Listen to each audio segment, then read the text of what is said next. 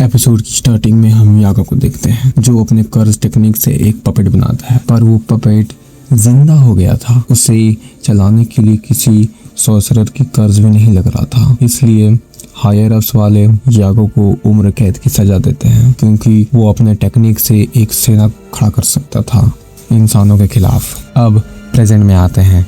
यागा एक पपेट से बात कर रहा था, उसका नाम था ताकिर। यागा बताता है कि वो कुछ दिनों के लिए बाहर जा रहा है, तो इसलिए वो लोग अपना ध्यान रखें। यानी यागा अपनी टेक्निक से कई पपेट बनाया था, पर उन्हें जंगल में छुपा कर रखा था। उस जंगल की रक्षा टेंगन सर करते थे। इधर पांडा को शायद बलि दिया जा रहा था, इसलिए यागा सर बाहर आए थे। वो सॉर्सरर बोलता है कि एक बार यागा उसकी मदद किया था, इसलिए वो पांडा को जाने देता है। पास्ट का सीन देखते हैं। वो सॉर्सरर का भांजा मारा जाता है, इसलिए यागा उसके भांजा का इंफॉर्मेशन एक पपेट में डाल देता है, जिसकी वजह से सॉर्सरर की बहन उसमें आ जाती है उस पपेट की हरकत को देखकर। अब प्रेजेंट में आते हैं।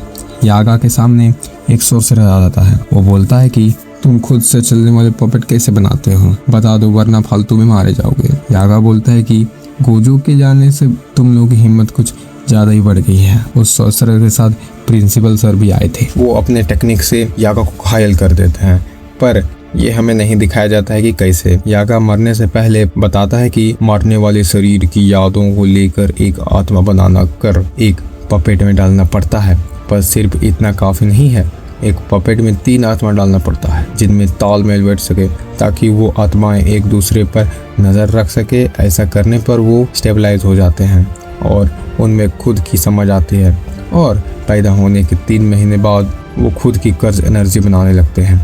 प्रिंसिपल सर बोलते हैं कि ये अब क्यों बता रहे हो, पहले बता देते तो जिंदा बच जाते। यागा बोलता है कि ये एक श्राप है, पर ये आपको देकर मुझे तोहफा मिल रहा है। यहाँ पांडा आ जाता है। प्रिंसिपल सर बोलते हैं कि मुझे नहीं मारोगे। पांडा बोलता है कि यागा सर आपसे नफरत नहीं करते थे और आप तो सिर्फ एक हथियार हैं उनको मारने वाले। फिर पांडा रोने लगता है।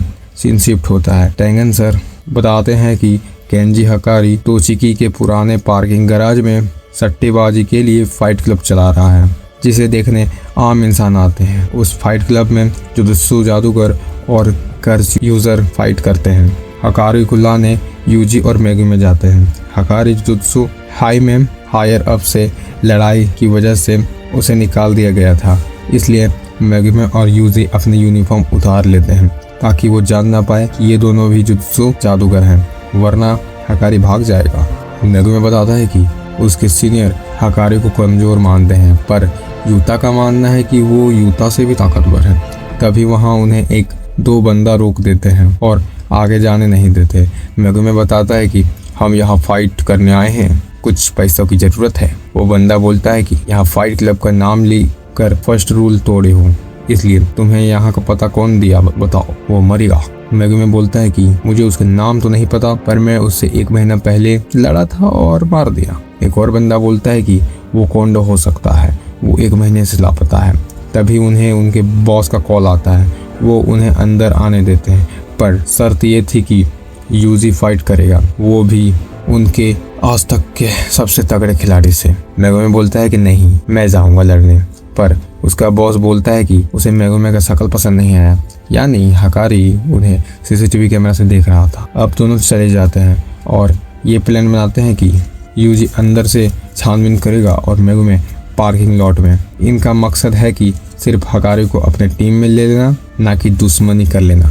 और कलिंग गेम शुरू होने में सिर्फ 9 दिन बाकी था। इनके बाद यूजी को गेम का 2 रूल बताया जाता है कि वो फाइट के समय ऑडियंस के नज़र से नहीं हट सकता और कर्ज एनर्जी भी नहीं यूज कर सकता, क्योंकि ऑडियंस ज़्यादातर आम इंसान है और उन्हें कर्ज दिखाई नहीं देता, वरना वो बोर हो जाएंगे। अब यूजी फाइट अरेना में जाता है और उसका ओपोनेंट था अपना पांडा, जिसे देखकर यूजी खुश हो जाता है। इधर हम उनके बॉस को देखते हैं। वो बताते हैं कि उसका मूड ठंडा हो चुका है, जुआ में अब मजा नहीं आ रहा, क्योंकि आज तक कोई भी पांडा को हरा नहीं पाया है। वो लड़की बोलती है कि नहीं, आज ऐसा नहीं होगा शायद। कैमरा में देखो, दोनों में फाइट शुरू हो जाती है। यूजी पांडा को दम आराम से मार रहा था, यानी मारने की एक्टिंग कर रहा था, और पांडा पिटने का।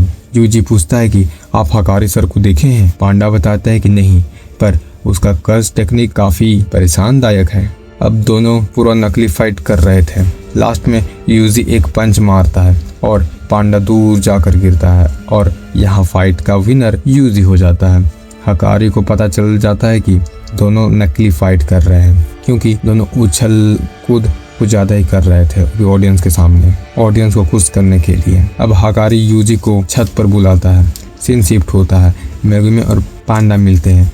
मेगुमे पूछता है कि आप हकारी सर से कभी मिले हैं? और बताता है कि हकारी छत पर बने मॉनिटर रूम में रहता है, पर जब भी पास जाओ तो उसकी दूरी बढ़ती ही जाती है, गोजो की इन्फिनिटी के जैसा। शायद ये किरारा का कर्ज टेक्निक है। किरारा यानी हकारी के साथ वाली लड़की। मेगुमे बोलता है कि उसे यूजी पसंद आएगा। पांडा बोलता है कि यूजी का चंचल पर्सनालिटी हकारी से साथ काफी मैच बैठता है, तो उसे हाँ पसंद आएगा, सिर्फ वो अच्छे से झूठ बोले। पांडा बोलता है कि अगर वो जैसे ही रूम में पहुंच गया तब मैं बाहर पूरा अपने कंट्रोल में कर लूंगा और मैं कैमरा से बचने में भी माहिर हूँ। अब किरारा यूजी को हकारी के पास ले जाती है। हकारी अब जुआ के ऊपर कुछ ज्ञान देने लगता है, क्योंकि उसे जुआ बहुत पसंद था। हकारी बोलता है कि वो अपने फाइट क्लब को पूरा दुनिया में फैलाना चाहता है और गवर्नमेंट से परमिशन लेकर, क्योंकि अब सही वक्त है। जब से कर्ज मॉन्स्टर बाहर आने लगे हैं तब से गवर्नमेंट उनमें उलझी हुई है। वो यूजी से पूछता है कि वो उसका जुनून में साथ देना चाहेगा। तब हकारी का फोन रिंग होने लगता है। अब